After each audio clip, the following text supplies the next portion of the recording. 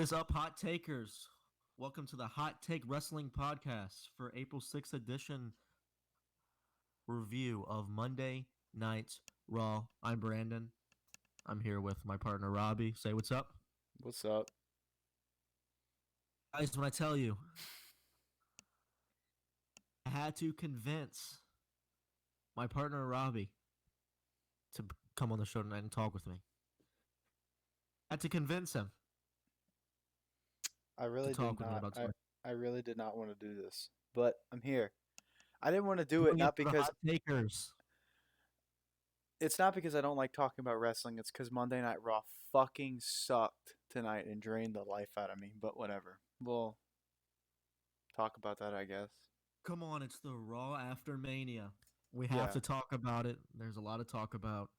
Um, First, I want to say before we get into it, thank you to our Twitter followers at Hot Takes RB.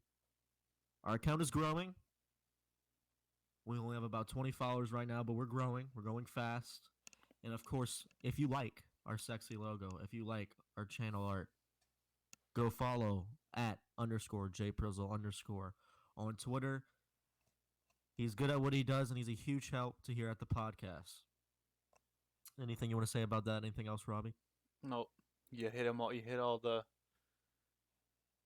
right spots. Sure. I don't know. I don't know what I was saying. We're good. All right, now let's April 6th, Monday Night Raw, the Raw after WrestleMania 36, too big for one night.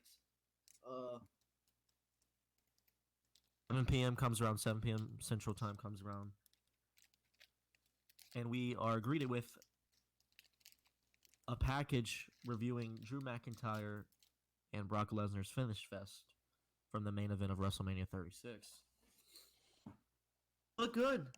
And I'll admit, this package made me more excited about the match, even though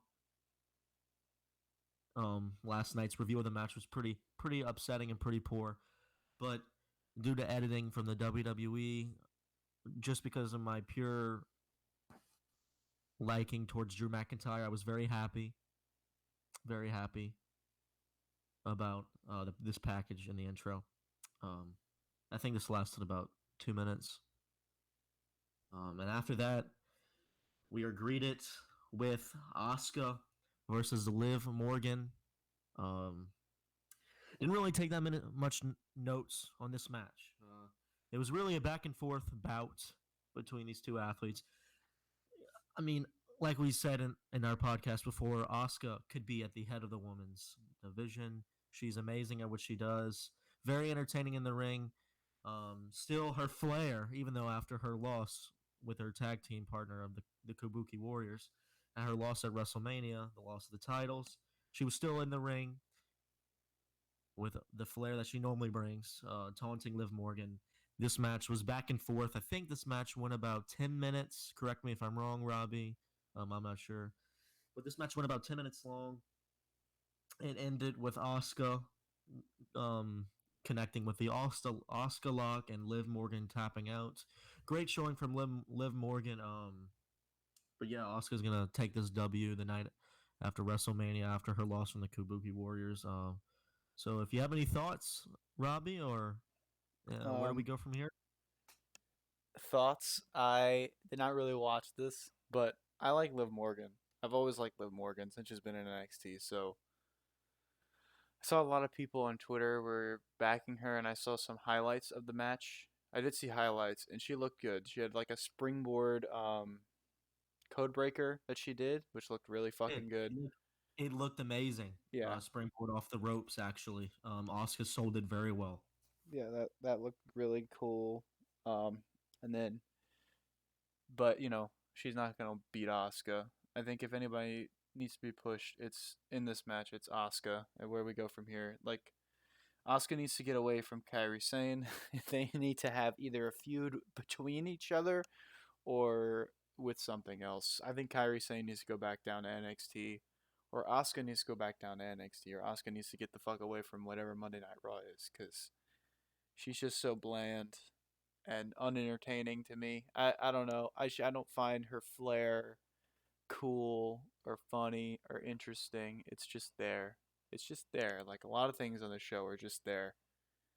Um, but yeah, where that's where we go from here. Liv Morgan, maybe build her up, maybe have her in some like enhancement matches where she beats like a Deonna Purrazzo or Tamina, have her beat Tamina and stuff like that. Maybe you could build her up in a feud with Nia Jax. I think that would be interesting, possibly. And but knowing WWE, they'd probably just have Nia Jax win that feud, even though Liv Morgan should win because Nia Jax is terrible. We'll get to that though. We'll get to Um, that. We'll get to her. We'll get to the irresistible force. but yeah, that's really all I see where they go from here. I don't think they're gonna push Liv Morgan, or Asuka really. I think this was pointless, just to fill TV time.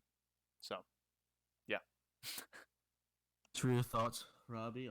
I gave this. I hate it. I hate that I have to do this, but I mean, I just gave it a D. It didn't make any sense.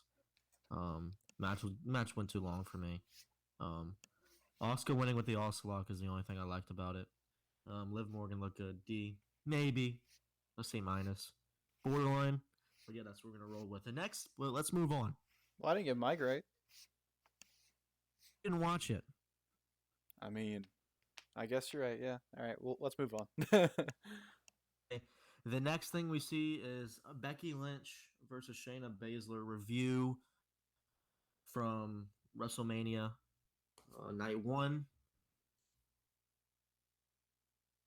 Show basically the video package, the same thing that they did with Drew, and they're going to do that throughout tonight of those review packages from the matches. After the review package, which was good, Becky Lynch has a post interview after her post match interview, and she said that Shayna Baszler underestimated her, and that if Baszler wants more or a rematch, she knows where to find her. Baszler responds. Basically, they go to Baszler, and she says, "Feeling of victory in the agony of defeat." She says that about 100 times. 100 times. Yeah, I don't know. Did you watch this part? Yeah. She repeated it over and over again. I was like, all right, where's this going? And then she got to her point that she said that Becky Lynch will feel the agony of Baszler's defeat. I think this was just set up so Money in the Bank, May 10th, hopefully it happens. That rematch. Probably that, I mean, not probably. It told us that we will see the rematch of Becky Lynch, the man, versus Shayna Baszler, the cage fighter. Robbie, thoughts? Um, I have no interest in seeing that again. None. The only way I would be interested if Shayna Baszler wins the next go round because Even if so, I don't care anymore. I'm over it. They fucked up the first time. Um, they tend to do this. They tend to do this thing where they have the first match and they fuck up, and then they have to fix it, and it's so frustrating. They did it with the Fiend with Seth Rollins, and they had the Hell in the Cell, and then they fixed it. And it was like if you would have just gave the Fiend the title the first time, he would have looked so much cooler. But now his stock has dropped a little bit. Same thing with Shayna. You had her lose to a roll up against Becky Lynch, and now her stock has dropped to the point where I almost just don't care about this feud anymore. I just don't really want to invest my time in something that I don't have any hope in. I have no hope in these people. I don't trust these fucking people to give me what I want, which is Shayna Baszler holding the women's title. I just don't trust it at all. Becky Lynch is awful on the microphone. I'm sorry. She's not a good promo. Shayna Baszler is okay on the microphone, but when scripted, she's awful on the microphone. I I just don't care. I don't care. You took two women that I actually cared about and you made me not care about them. Congratulations. like we say, hottest takes in sports entertainment, right there from Robbie. That was a strong one. Um, but yeah, we'll probably see the title shift hands most likely. Hopefully. I gave this Coming off that negative review from Robert, I gave this grade. I gave this. I graded this an A. Uh, I graded it an A because I want to see it again, only for Shayna Baszler to win. And where do we go from here? Obviously, we're gonna see him again.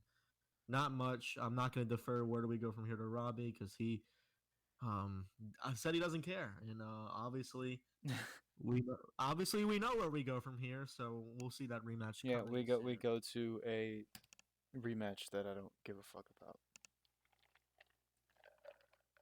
Moving on, in the show, possibly, I'm still extremely confused. Street Profits versus Garza and Theory for the rematch for the Raw Tag Championship. Took a bunch of notes, but honestly, I'm not going to go through all these notes because this whole segment ended up being 40 minutes of what could have just been 10, 15 minutes. So, so what happened basically? I'll just dive right into this.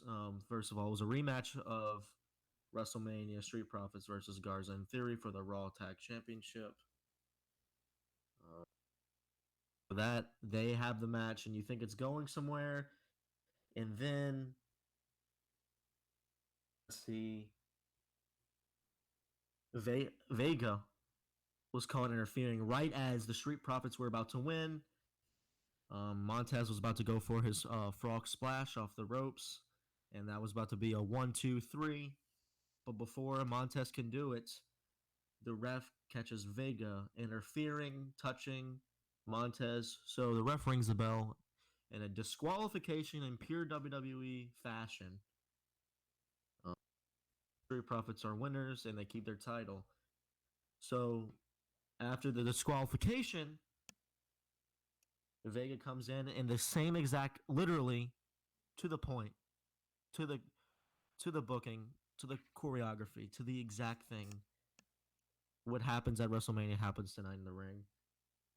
We have Garza and Theory hold back Montez, and Vega comes in and kicks Montez just like she did in WrestleMania. But then we hear Bianca Belair's music, and she comes in and she saves the Street Profits and delivers a huge slam to Vega. She grabs the mic, and here's the weirdest part. Here's the weirdest part. So she grabs the mic and delivers, I would say, a good promo.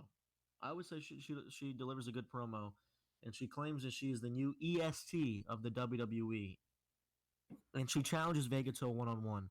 But Robbie, piggyback me on this as I continue.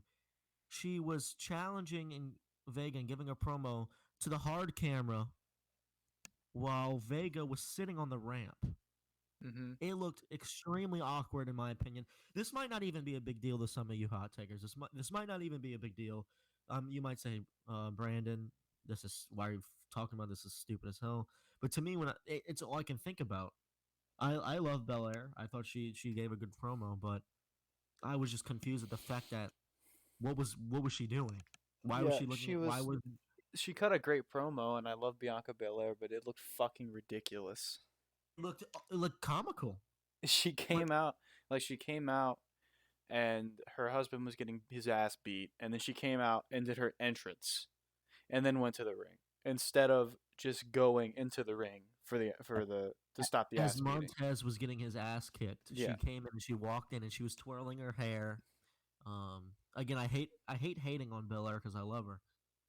She's really good, but this didn't make any sense to me. She came in, twisted her hair as Montez was getting destroyed, and she comes in and saves him. Literally same exact thing as WrestleMania Night 1. Same exact thing. Was it Night 1 or Night 2? it was night two. It was Night 2. It was Night 2. My bad. Yeah, Night 2. And so let's move on. So Bianca Belair versus Zelina Vega. I was enjoying this one. I mean, Bianca Belair was showing off. She's very good in the ring. Um, Bianca Belair was kind of controlling this match for a little bit.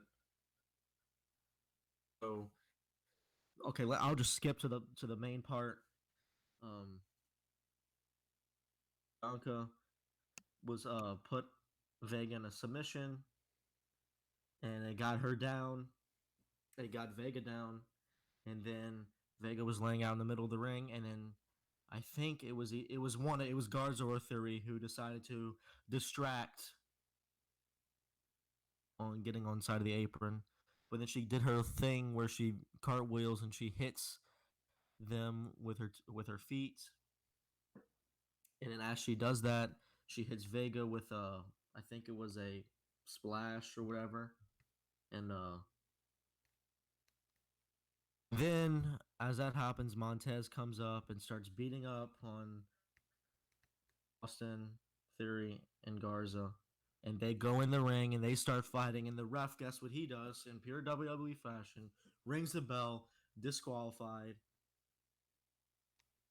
Over. The match is over. And then Montez grabs the microphone. Says, "Why not we have a 3-on-3? Why don't we have a 3-on-3? This could have happened 30 minutes ago. Happened 30 minutes ago." Mm-hmm. Montez grabs the mic and makes it 3v3. So we have the Street Profits in Bel Air with Garza Theory versus Garza Theory and Vega.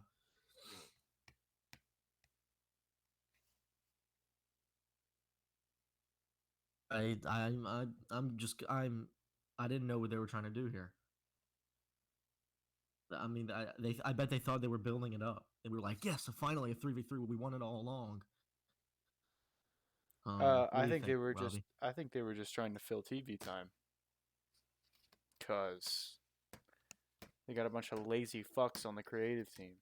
They can't come up with anything interesting. Hey, second time I'm gonna say the hottest takes in sports entertainment from Robert. Yeah, so they can't come up with anything interesting or anything entertaining. So instead of giving us something we actually fucking care about, they just had these guys go out there and they're like, yeah, you're going to be put into a 40-minute segment where we have three separate matches that, completely, that goes from a tag team title match that doesn't make any sense as a rematch, and then Zelina and Bianca are going to have a 2-second match that we give away, even though that's a match that I would want to see go 15 minutes. And then they said, okay, no, we're going to make it a six-man tag, six-man mixed gender tag that is the most predictable thing that you can watch on planet Earth. It's just like, whatever, whatever. It's fine. Whatever's right. So we start this 3v3 with Montez doing his signature cartwheel, backflip, and then a drop kick to Theory. By the way, you were praising Theory last night, and I was, I was doubting it, but we were a little bit confused on what was going on. Not confused. They were trying to fill up TV time. I agree. Theory looked amazing tonight. Austin Theory looked amazing tonight. His athleticism in the ring and everything his sell ability. I mean, it's what I wanted to see following a comment that you made last night about him. I was very happy Told you. from what I saw from him. I think you did tell me he does have a future, and I'm excited to see what WWE does. I'm excited to see what WWE does with him. Hopefully, they push him. So, Hopefully. um,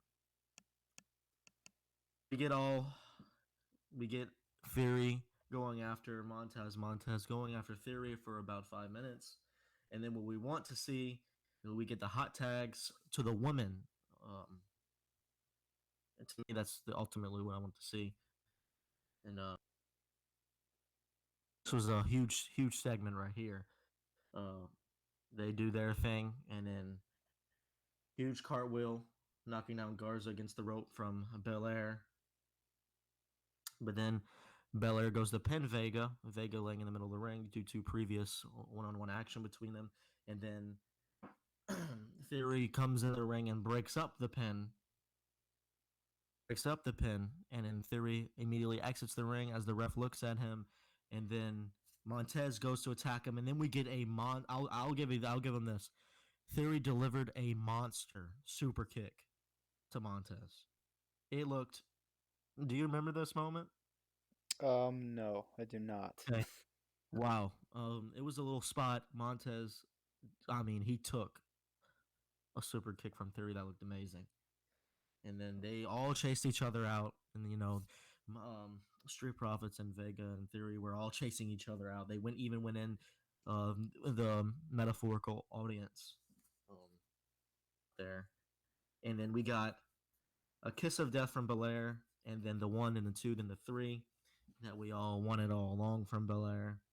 Um, this was longer than it needed to be, but like Robbie said, we were just filling television time. Um, yeah. Where do we go from here?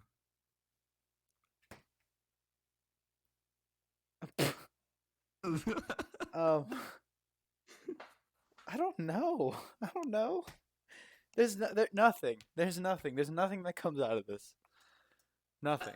Nothing. This match was so useless. It was 40 minutes that I wasted of my life watching a match that was not even that great, and there's nothing. There's nothing that comes out of this. Austin Theory is great. I mean, anything that can come out of this. I talked about it last night. This match was exactly a rerun of last night. Austin Theory needs to go on and do something else. And we need new tag teams. There's nobody. There's nobody for the Street Profits to face. There is nobody. No, that's not true. We'll get into it later on. Cedric and Ricochet, they looked awesome later on tonight on Raw, I think. Huh? Nothing? I think there are potential suitors for being contenders for the title. But we'll get into that later. I agree. I think where we go from here is maybe we see them face up with those guys I just mentioned, Cedric and Ricochet, maybe, because they were always kind of pushing them up a little bit today. But we'll get into their match later. But yeah, I gave this, I I gave this a C. It's just average. It's just average. Because what we see every week. Borderline C minus, borderline C. It's just average. What we see, the only good that come out of it was Belair. I'll have my grades next week. I wasn't aware that I was doing the show tonight, so I didn't give anything grades. Like I said, I had to convince Robbie to do the show, only because it's the Raw after Mania. Let's move on to the best part of Raw. It was the Bobby Lashley segment. I thought you were being serious. No, I'm absolutely not being serious. It was the review package from Aleister Black and Bobby Lashley's match, and basically they skipped. The package was awful. I know we've been saying that these packages have been good, but this package, you literally can't blame them. They had nothing. I mean, there was no storyline. What video package? There's no story. I mean, they gave a video package from the review of the match, basically like. Oh, it was like a recap of the match. Yeah.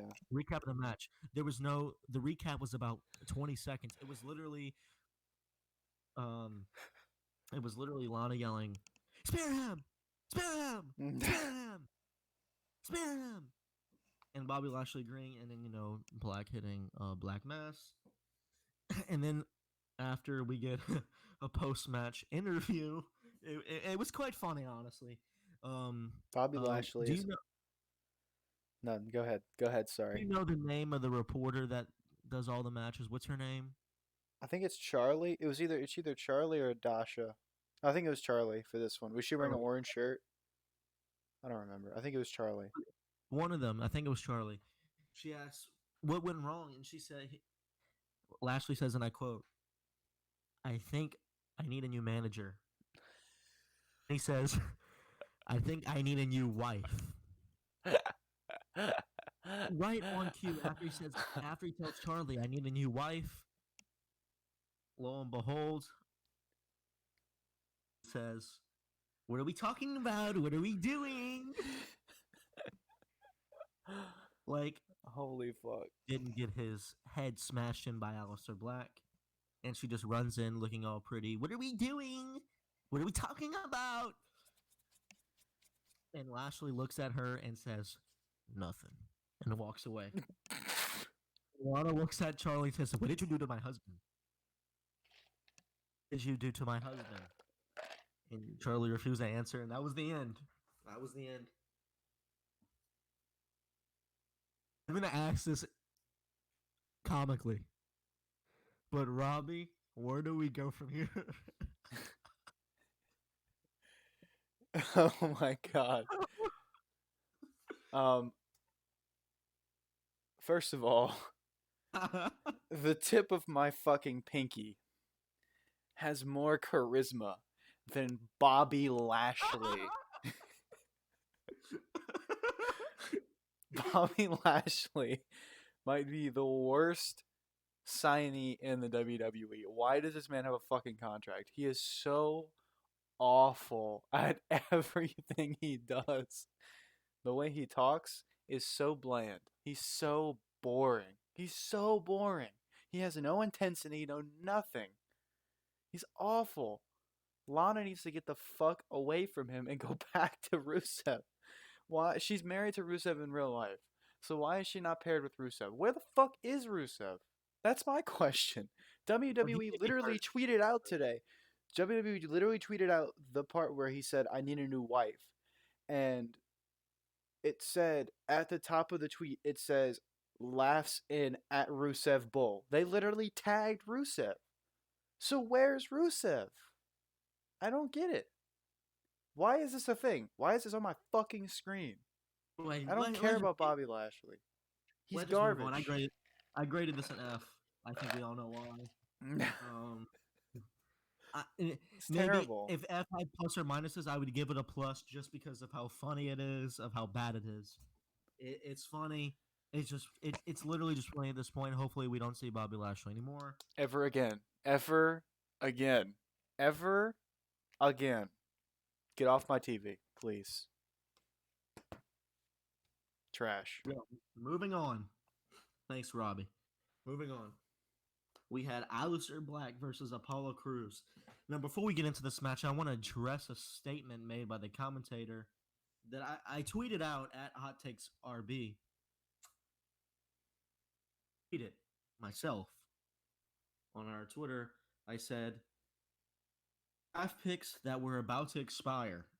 Can someone explain? Explanation, please. Because the commentator says, we got Apollo Crews on Raw because of draft picks that were about to expire. I've been a wrestling fan. I've been watching wrestling since I was about 4 or 5 years old. And I have no idea what that even means. I don't fucking know. I have no idea. Let's address the commentary as a whole. Okay, right now. That was a Vince McMahon fed line, number one, because they attempted to give some type of explanation. I would have not even turned my head if Apollo Crews would have just walked out and they had the match. Because I don't fucking know who's on every roster. I don't care about Apollo Crews. I don't know what fucking roster he's on.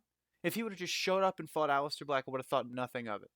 The fact that Tom Phillips mentioned that they traded him for expiring draft picks made the situation way worse than if he would have just showed up and wrestled. I don't know what the fuck is going on in Tom Phillips' head or Byron Saxton's head. Both of them need to be immediately eradicated from the WWE. They are awful. They are fucking awful. Oh my god. I went back and watched Drew Brock again because I wanted to see if there was any redeeming qualities of it. I'll admit it. I watched it again. And they commentated that match, and it pissed me off even more the second time listening to their commentary. They commentated Edge Randy Orton, they commentated Drew versus Brock, and they commentated the entire show tonight. Edge versus Orton, Tom Phillips and Byron Saxton were not in the wrestling business when Edge versus Orton feud started, and the blow off here, they were not in the business either.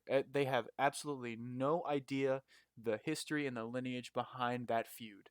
And Rated RKO, nothing. Michael Cole would have been so much better suited for that. Drew McIntyre versus Brock Lesnar. Again, Tom Phillips and Byron Saxton were nowhere even near the WWE when Drew McIntyre was brought in by Vince McMahon and claimed to be the chosen one, and he was said that he was going to be the next WWE champion.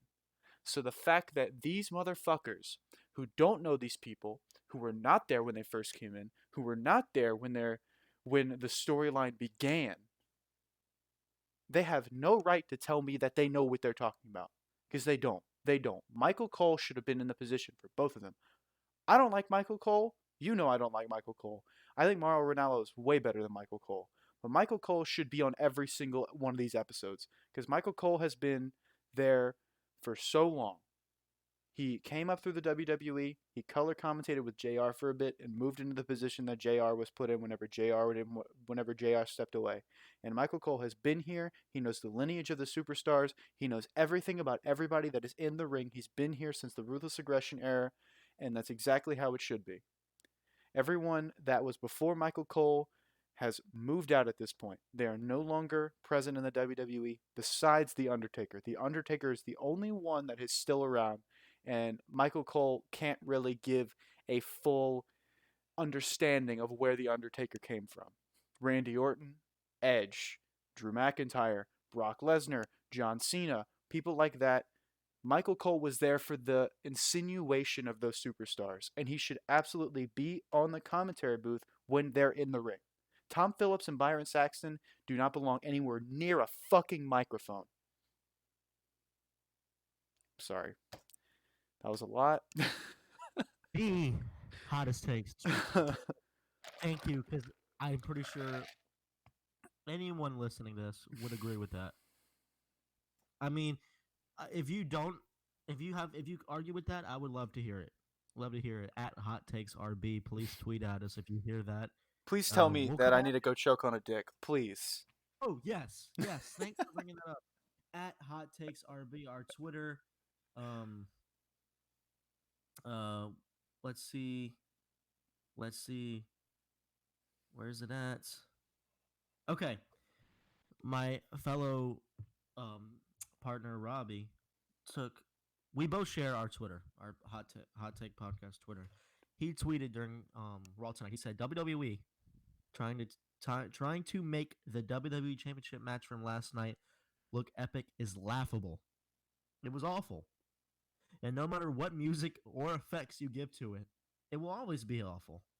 Hashtag Raw After Mania. It's a hot take. I mean, this is what you signed up for. You followed us. This person follows us. He or she followed us for the hottest takes in sports entertainment. It is in our bio. My partner, he said, "Eat another dick," but with the C bleeped out. Thank you. At My Real Talk Radio. If you were listening to this, tweet at us again. I'd like to have a conversation instead of Robbie putting a good point on the hot take that he put was fair and respectable. But you saying eat another dick with the best part bleeping out the C. If you hear this at My Real Talk Radio, tweet takers. If you are listening right now and you want to give him shit for saying eat another dick, at My Real Talk Radio. Thank you. I just wanted to say that because our Twitter is growing. It's really cool. At Hot Takes RB. It's really cool to see some engagement with some followers and other people, other wrestling fans, nation and worldwide. So that's cool to see. But yes, we will continue. I just wanted to bring that up. Thank you, Robert. We had Aleister Black versus Apollo Crews.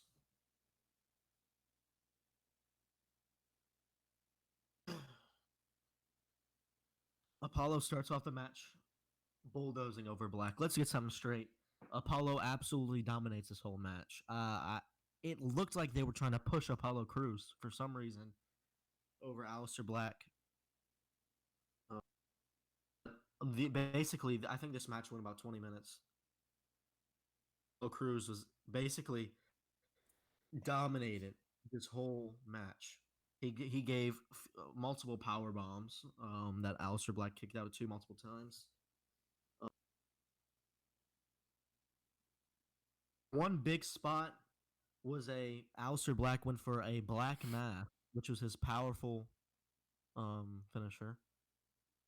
We got an Enziguri kicked by Apollo Crews that looked good and sounded amazing. It was really just back and forth, hovering around this 20th minute over here. Um,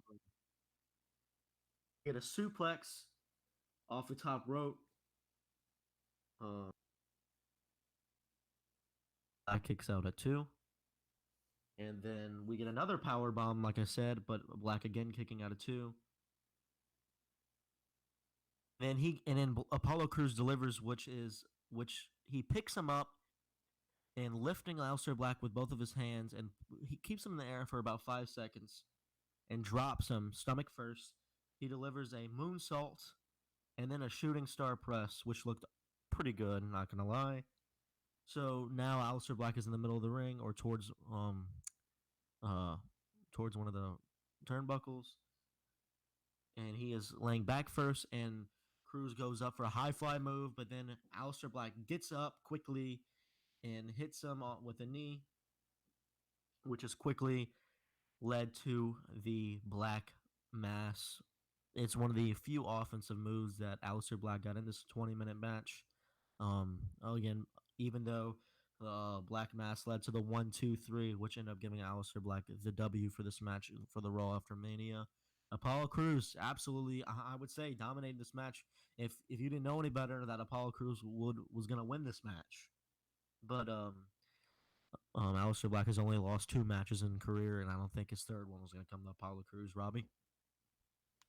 Yeah, this was predictable, and I didn't give a fuck about it because Apollo has been, as JD from NY put it, he said Wall of Fame in catering, so I thought was hilarious. Um, but yeah, Apollo Crews has done nothing. The guy is a glorified loser, just like everyone else is. Call them Um, jobbers. yeah, he's a jobber, just like most of the people on the fucking roster are. They're just glorified losers, except for the handful of people they actually push. And this match was given 20 minutes to. It's a match that I don't really care about. I would have cared about it if Apollo Crews was actually meaningful and memorable and a good and pushed, and it would have been something. If I would have believed that Apollo Crews was going to win, but I did not for even a second believe that Apollo Crews was winning this match. Not even a second. So I yeah, mean, and something later in the show made this match piss me off even more, but we'll talk about that. talk about that later. I'll say this: any match with Aleister Black in it, I will care about. I don't care who the opponent is. Aleister Black is a machine, and I think they're slowly but surely pushing this guy towards hopefully maybe a mid card title, but maybe a WWE Championship. We will see. This dude needs to be there. I gave this match a C plus. I gave it a little bit above an average because it was 20 minutes, way longer. Um, it was a little disappointing because we didn't really see Aleister Black do as much stuff as I know he can do in the ring. It was mostly let's show off Apollo Crews. It was basically, this is the bottom line. Let's show off Apollo Crews and show what he can do, but we're not going to let Aleister Black lose. Of course, we're not going to let him lose. But I feel like both superstars were still pushed. I mean, Apollo Crews, glorified jobber. I will see what comes out of this. Yeah, C plus for me. Um, yeah. Any other thoughts on this, or can we move on? I'm ready to move on whenever you are. I don't give a fuck about this match. Again, another great line from Robbie. We don't give a fuck. Yes, we say the F word. Probably Another a little dick. too much. Probably a little too much, but who cares? Another dick. Mm-hmm. The next thing we see is Edge Orton last man standing match package review from night 2 of WrestleMania 36. Too big for one night. It's badass. I mean, they showed it. The package, it was 2 minutes. Is the only thing they talked. Only time they mentioned this. Only time they showed this. I was a little disappointed because WWE tweeted this morning that Edge was going to come on and he was going to talk about his future, but for some reason they didn't do it. Uh, um, WWE tweeted this morning. I remember I woke up and I saw it. At the time, it was tweeted 13 minutes ago, and it said that we'll see the Rated R Superstar on Raw tonight. I thought we were going to get a good promo. Maybe he was going to challenge AJ Styles, maybe, which I'm hoping for. But no, we didn't see anything from Edge. All we saw was this review package. Of course, I mean, if you're watching Raw, you watch WrestleMania. I mean, if you're watching Raw tonight, you knew what happened on WrestleMania. That's not true. So, Some people don't have the network. think so. Yeah. If you don't have the network, don't go buy WrestleMania. I would say only go get WrestleMania for Cena and Fiend and AJ Taker and maybe I would say no Edge and Orton. I mean because it was built up so good, but I mean and Kevin Owens and Seth Rollins that was good. And the Um, tag team ladder match. I mean, there's a lot of really good and the stuff tag on the team. network. I don't. You said don't go get it. And we're naming good things, There's a but lot of good like stuff you said, that's on it, but don't 5 out of go 8. waste your money to only watch WrestleMania. It's really not worth it because they'll probably air it at some point. So, yeah. From that, I was just gonna mention that, but I mean, it was cool. I mean, good match. Thanks, Edge. We'll see more of them. Moving on. Next thing we see is Ricochet and Cedric Alexander versus. Uh, well, I've never heard before. Oni Lorcan and Danny Burch. Birch Yeah, and they're well, NXT talent. So, I mean, this couldn't be more predictable. Uh,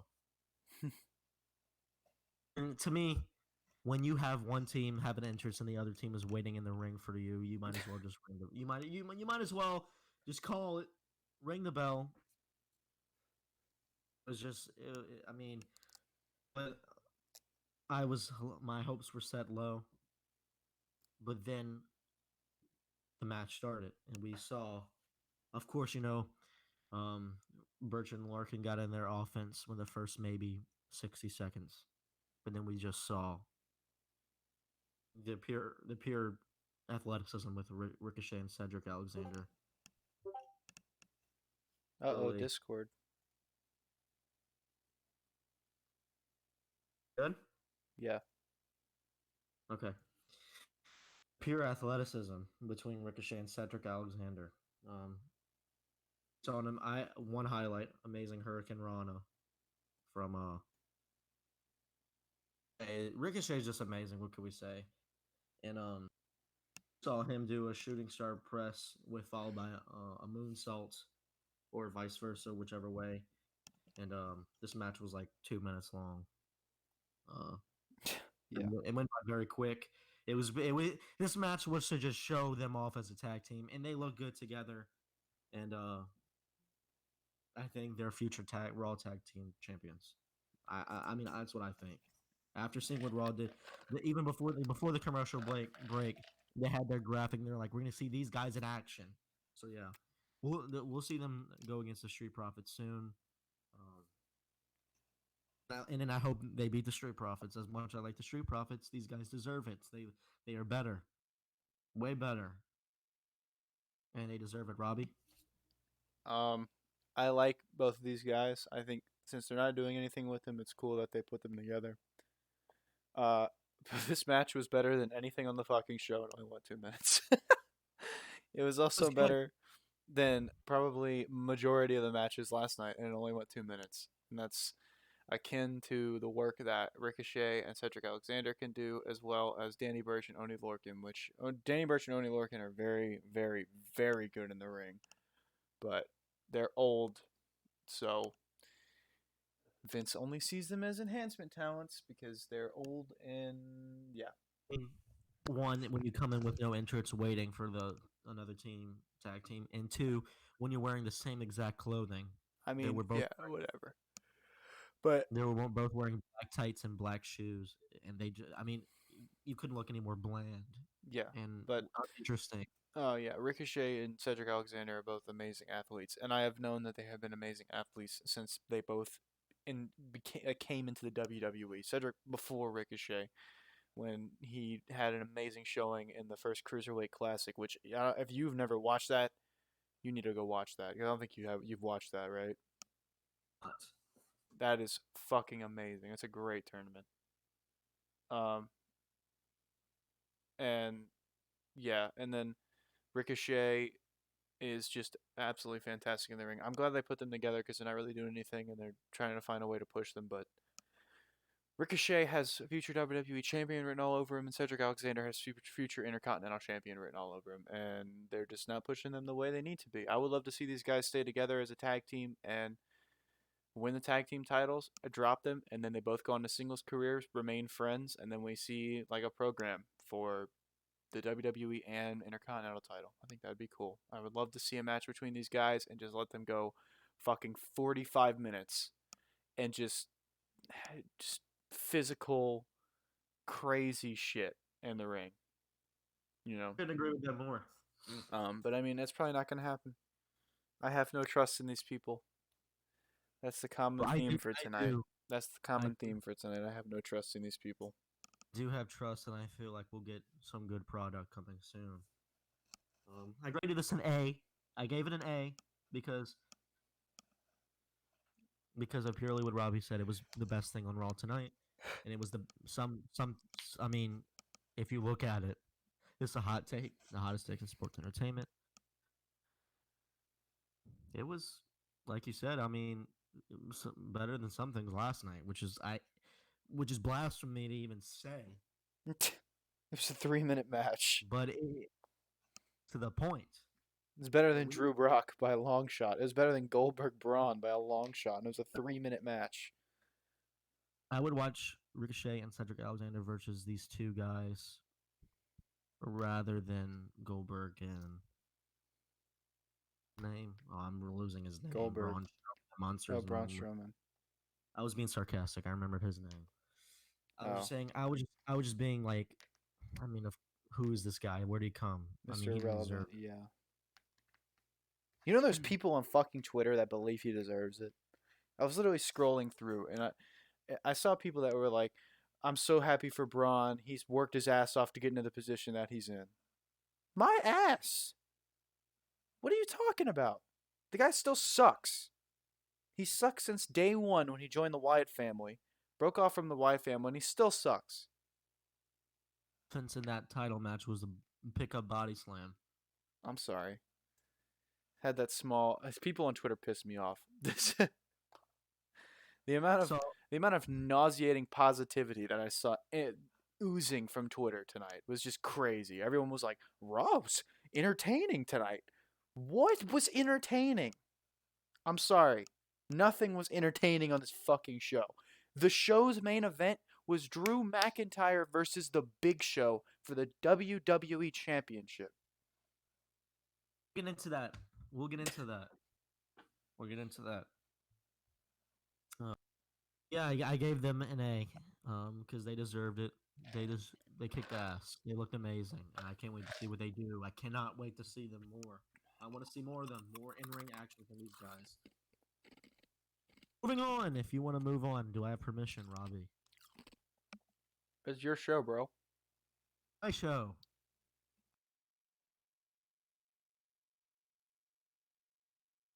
Kevin Owens video package review from WrestleMania Night 1, and holy shit, I love this. This might have been one of my favorite things from WrestleMania. I love this. People were questioning what they were fighting for, but I don't even care because they made it they somehow made it feel personal. And Seth Rollins is just amazing in the ring, and Kevin Owens, talker. So it was a good bout at WrestleMania. Of course, we'll all remember that spot of him jumping off the sign in WrestleMania Night 1. I even saw his Twitter today. He posted a picture. He went to Raymond James, where WrestleMania was supposed to be, in Raymond James Stadium in Tampa Bay. He went there a few months before, and he took a picture. He said he showed a picture that he took of the actual boats in the stadium, in the Buccaneers Stadium. He said he wanted to. He said he saw the boat for the first time, and he said, "I'm jumping off that." That's what he said. He said, "I want to jump off that. I'm gonna find a way." He even took a picture. He said, "Here's a picture of you guys. I want to jump off that." I thought that was cool. So he went to the people and he said, "I want to do that kind of thing," and they let him do it. And I thought biggest spot of the match, maybe even that night. Well, maybe not because we had Undertaker, AJ, but A big spot from that was him jumping off, and they showed that in the review package. So Kevin Owens got his own promo after the review package, and he said that instead of Raw, it's the Kevin Owens show because he took down the Monday Night Messiah.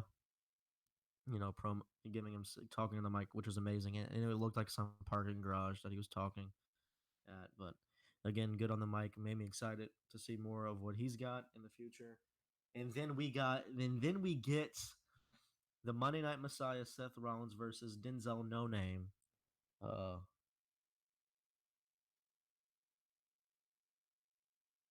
that he wasn't important. You said Denzel No Name? Yeah. Do you know his last name? No. Okay, proving my point.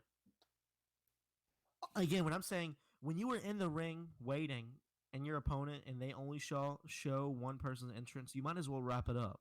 Yeah, Wrap it up. it's an enhancement talent match. It's supposed to make the other guy look good, which Seth Rollins looked fucking fantastic. He walked out with this demeanor like he was Oh my god. ready to kill somebody, and oh my god, he didn't have a smile on it or anything. Like because he came out last night or night one, and he had a smile and he was doing his Jesus pose, all Yes. big cheesing, and then he loses and he comes out tonight and he's fucking pissed. And I Yes. love that. I love that because he lost. He should be pissed. Yes.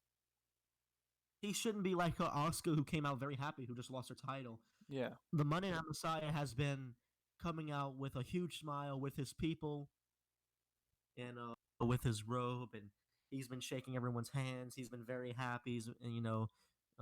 He came out in a priest robe at WrestleMania, doing his little hands together, praying symbol, bowing. But not tonight.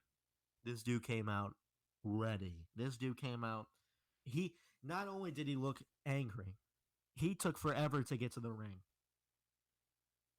He Burn It did. He Down. walks so slow. Yes, as soon as we heard "Burn It Down," his thing, and he walked out, he literally pulled an Undertaker and walked to the ring. Took his time, and I thought that was amazing. And he went in there and just beat this dude's ass. I don't even think this dude got a punch in. Oh no, the bell rung and he was just immediately on like intense offensive. It's crazy. He This looked offense amazing though. I don't know. I don't know what they're doing with him, but I like it. That's the one positive that came out of this show. would love to see a Seth Rollins, Drew McIntyre. I'd love it. The I'd thing love is, it. he I'd love lost though, so like they can't go in that direction. I mean, I guess it. they No, could. He could get his they win could. back. He could get his win back. I think he needs to win Money in the Bank. I think he wants Money in the Bank. I think exactly what you said is right. I think he wants Money in the Bank. I don't. He's fucking pissed off. He looks legit. Here's the thing. I loved it. But here's the thing. If he wins Money in the Bank, does he take it from Drew? Yes. I want to see a Seth Drew feud. Oh my God! I Talk think about Drew holds it to SummerSlam, and Seth takes it at SummerSlam, or maybe Survivor Series, something like that. We get like a Drew, we get a Drew Fiend or Drew Roman match. Ooh, Drew Roman, title versus title at Survivor Series. Roman and or Drew wins or Roman wins, whatever, and Seth comes in, cashes in, and takes the yes, title off Drew. yes, But the yes. thing is about Seth though, he can't be the conniving little prick that he's been. I think he's going through a complete character change. He's still saying Monday Night Messiah, but I think they're moving it to more legitimate Seth Rollins. Because tonight he looked fucking legit. He came I out love. just ready to go. Like he looked like he had almost Brock Lesnar esque demeanor, and Seth Rollins has always been believable in a role to beat someone like Brock or beat someone like Drew or beat someone like that or beat someone like Braun. But tonight especially, he looked like he's slowly transforming into that guy to beat. Like he looked fucking legit. I'm liking what I'm seeing with the Monday Night Messiah. So let's get into it. Let's just quickly wrap this one up. So the bell rings, throws him to the side of the ring, beats his ass, takes him outside of the ring, beats his ass, throws him in the ring, hits a curb stomp, and for the 1, 2, 3, of course, this match lasted, I think, a little bit, almost 2 minutes. But yeah, Seth Rollins, what they're doing, A plus, A plus, He did not A smile plus. one time either. He didn't even raise his hand. He won the match with the stomp or curb stomp. Sorry. Tom Phillips, the curb stomp, and pinned him for the 1-2-3. Ref tried to lift up his hand, and he said no. Didn't even look at the ref. Looked straight ahead into the hard cam, staring like a fucking glaring into the hard cam. Grabbed his leather jacket, walked down the rope, and walked to the back. And pulled an Undertaker walking out as well. Just he's completely stone he faced. He looked great. I don't know his what they're starting doing with him, back. but I'm excited about that. If I'm excited about anything, it's that. So that whole thing got an A+ for me. I Mhm. love it. I love it. I love it. I love it. Moving on. Jack's return was announced by Tom Phillips and Brian Saxton. The commercial break, and then we got Nia Jax versus Deonna Purrazzo from NXT. They kept selling Nia Jax as the irresistible force. And they said, love or hate her, she competed at WrestleMania with 2 torn ACLs, which is pretty impressive. I mean, what do you think? I mean, love her or hate her, come on. I mean, yeah, she laid it all on the line just for the sake of the entertainment, but I have never been a huge fan of Nia Jax. I was a little bit when she was in NXT, but on the main roster, no. In this match, let's just get to this match. They talk about her knee surgery. They talk about how she fought with 2 torn ACLs. She delivers about Peraza didn't get any offense, and let's just get that straight. Nia Jax delivers 3 or 4 nasty clotheslines, and then she picks her up for a Samoan drop, and then she says bye bye, and like that, she goes bye bye and drops her, and not you would think that was it, but she picks her up for a DDT for the 1, for the 2, for the 3. Nia Jax wins. Here, you have any thoughts? Where do you go for? What are they trying to do with Nia Jax? They're just trying to reestablish her as the dominant force that she always has been. But she's awful. She sucks in the ring. She sucks on the mic. And she's the exact same character she was when she left. There's no repackaging at all. And whatever. She'll probably be Becky Lynch's next opponent, if I'll say I, anything about that. Or if it's not Shayna. Or because Becky doesn't have anybody to fight against. I guess in a way, I'm glad that she came back because now Becky has someone to fight, and I'm glad Asuka won tonight because now Asuka's getting built up. They might have Asuka Becky before they do Shayna Becky again, or whoever they give the title to. They're trying to build some other superstars up so they can have different feuds, and we don't just get Shayna Becky for fucking 45 months. But I still don't like Nia Jax. I don't think she ever needs to hold a women's title ever again. She's awful. take from Robbie. Um, it's a D. I agree with everything you just said. I gave it a D because it was. I mean, nothing different. I think they're just trying to. It was a year ago, and it's not special. I honestly, my thoughts. I don't think it helps the women's division. The only thing, like you said, gives Becky more options. But yeah, D for me. And moving on, we got the Taker AJ Boneyard package review. It was a recap of that match. If you haven't seen it already, please look it up. Um, this was amazing. I mean, this was the best thing in WrestleMania. WrestleMania 36. But I mean, this was the best thing. I mean, I'm happy. Mhm. Nothing came out of it. It was just a review. The review was amazing. I loved I love talking about it. I love being reminded of. If I have remembering it is an A+ for me. If it comes in my mind, so I was very happy. Any thoughts on that, or want to move on?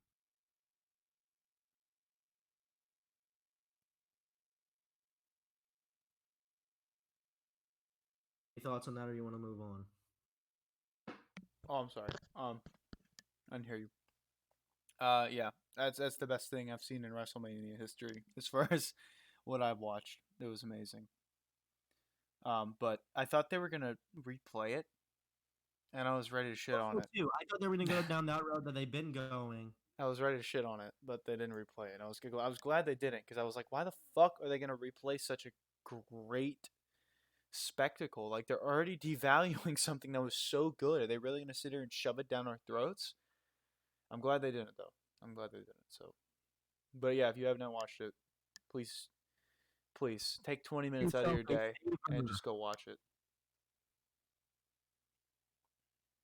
I'm ready to move on. By the way, when you are. Next thing we see is Humberto Carrillo versus Brendan Vick, Australian fighter. I think that's what they said. Um, big dude. I think Carrillo was from NXT. I think Robbie, please help me out. Humberto Carrillo was from NXT, but he's now on the main Raw. He's on Raw. They say he tag with Rey Mysterio. Yeah, I think he tagged with Rey Mysterio against Andrade and Angel Garza or something like that. Regardless, this guy is really good in the ring, but he's got no personality. He's Here just here are my notes for this. I I said, who the hell are these people, and why are they on Monday Night Raw? It was quite boring. I just looked at it. I didn't really take any notes. Carrillo won it with a moonsault.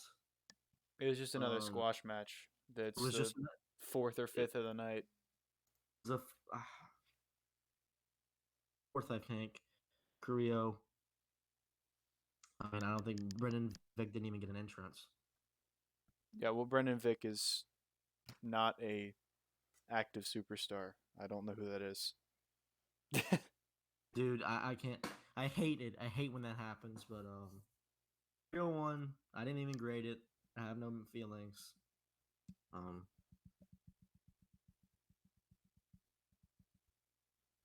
I mean, he was good in the ring. He looked good. He was athletic. But Humberto I Carrillo is very good in the ring. Yeah, he's been very pushed good. on television a little bit. He had a U.S. title match against Andrade. He lost, but he had one. Uh, Yeah. Whoa. Yeah. we move on. Yeah. Yeah. All right. Next thing we see is the Ripley versus Flair recap, and that biggest surprise of WrestleMania to me was this match. Even though the wrong woman won, I thought it was the 20 minutes of great wrestling. I mean, it's what we're all fans of entertainment, wrestling entertainment. It's what we wanted. It's what we got. So post match interview, Charlie goes to tell Flair, "Congratulations." She says, "I don't need you to congratulate me," and goes into her persona of the Queen. Ric Flair brings up some quotes from her dad. Says, beat the man to be the man." Famous quote from Ric Flair. Woos. And the camera walks away. I know Robbie. I know you like this promo. I know you do, if you want to talk about it a little bit more. Yeah. I am not a big fan of Charlotte at all. You know that. I think that she is bland, boring, and cancer to the women division. I mentioned that multiple times last night, but I thought tonight, her promo was actually very good.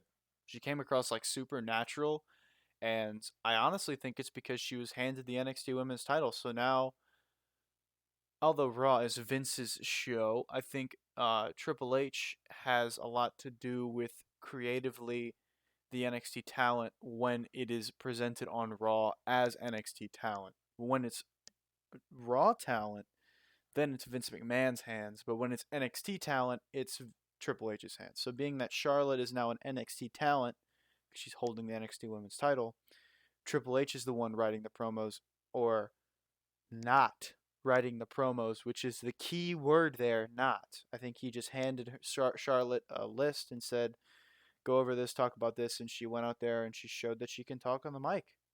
And she sounded great. She sounded fantastic. And it is They need to do more stuff like that. That's Kevin Owens too. Kevin Owens sounded fucking amazing tonight. Every time they just go out there and they don't give them a script, they just kind of let them talk. You can always tell because they always sound really, really good. The promos the last couple weeks, just with everybody, have sounded like that. Becky is still scripted as fuck. Shayna sounded scripted as fuck tonight too.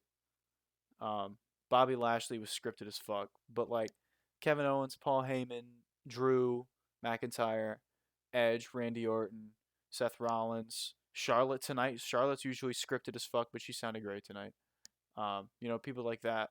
Just give everybody the reins. If they can't cut a promo, then they don't deserve to be on the roster. You know, you don't need to be handing these people scripts. Part of wrestling is telling the story through promos. Part of wrestling is telling the story through character. If you can't have a character and you can't cut a promo, then you're not a wrestler. It's that simple. Sorry. I mean, everyone should agree. Oh, would you like to move on? Yeah, I'm ready to get the fuck out of here.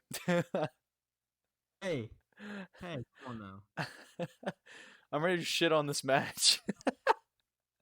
And in closing, WWE after this promo from Charlotte, we're promised breaking news and breaking footage of what happened after Drew's match. We're promised breaking news, and of course, the first thing that comes to our minds is, ooh, we're gonna get our first challenger. We're gonna see the future of Drew as WWE champion. We get the same exact video package, review package, recap package as we did in the beginning of the show. Yeah, as if anybody's watching the third hour that didn't watch the first hour. Terrible. That we get Drew McIntyre coming in with he looks amazing with the title around his belt. Amazing. He does. He looks phenomenal with that belt. Oh my god. And he walks in the ring and he says, he doesn't feel real. He's just been pitching himself. But in the 20 minutes, he changed the plates on the belt to his McIntyre M logo, which looked awesome. Mm-hmm. It looked good. Do you agree with that? Yeah. Wow, it looked cool to see that on the side of the belt. But then we get a hey, it's the big show. Right after they were promoting his TV show, which looks funny, by the way. I'll give him some credit. The TV show looks very funny. I watched a few episodes today with my dad, and it looks. I mean, not look. It is funny. It's on the network. It's on Netflix. It's on Netflix. I have to check it out.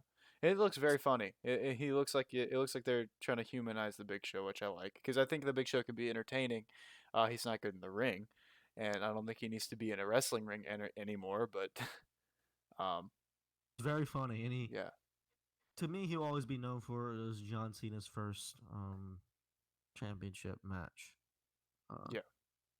That match, I mean, when he picked up the Big Show, I mean, that'll go forever down as one of the best moments in the Ruthless Aggression era. Anyway, Faux show.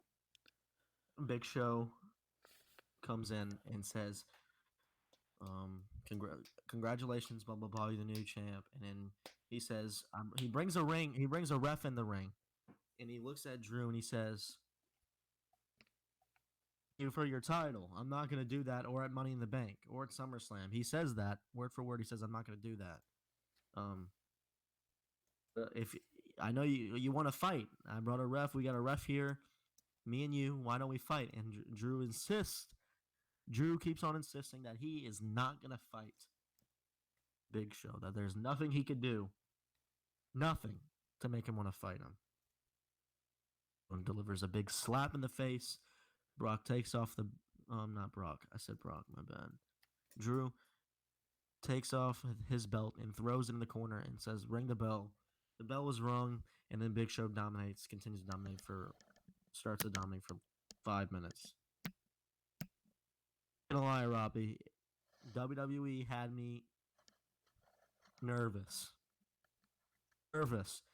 I thought for a second that they were going to give Big Show the title to promote his show. That's what I thought was going to happen, but it didn't. It I didn't after what?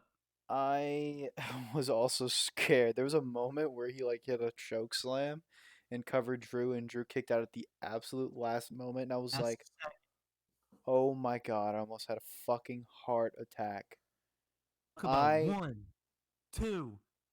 Oh, yeah, kicked out like the syllable of the of the three. He kicked out at the last second. I literally thought that was it.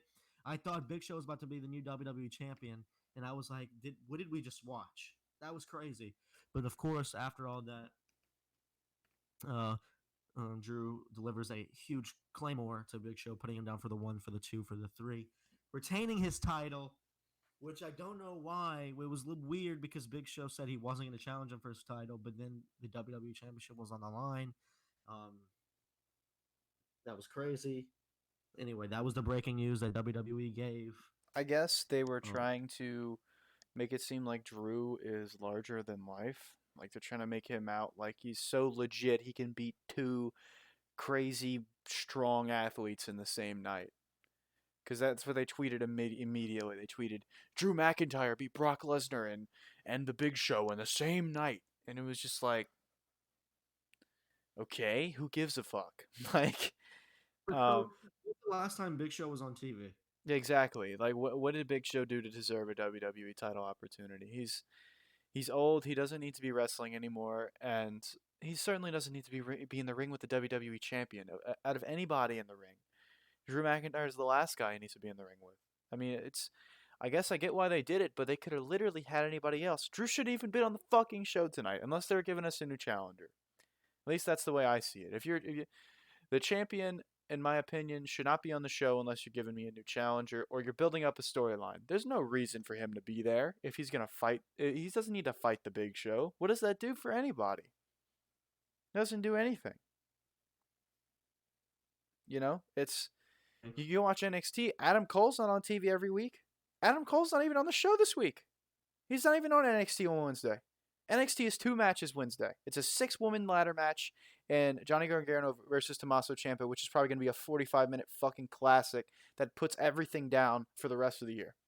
Bobby, thank you for bringing that up. Let's take a second to tell all our viewers that listeners that Robbie is going to take over the Hot Take podcast on Wednesday to review that NXT highly anticipated match Yes, that between I those am two excited athletes.